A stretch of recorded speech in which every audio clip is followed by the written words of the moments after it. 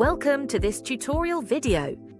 In this course, we will guide you step by step on how to design corner bay windows. Let's try it together. Enter the design tools. Click on the floor plan. Select L-shaped or U-shaped bay windows from Bay Window tool and place them on the wall. Then click on the bay window model to enter the customization page. After entering the customization page, switch to the 3D mode.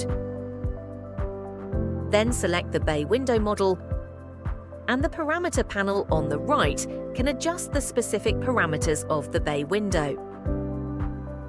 In the style, you can replace windows, casing, jamb, windowsill, and material styles.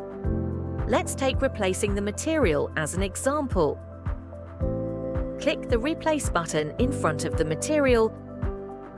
Select the public in the pop-up panel. Then select the desired material and click to replace it. You can see that the window material in the canvas has been changed.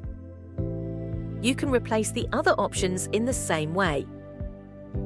That's all, thanks for watching.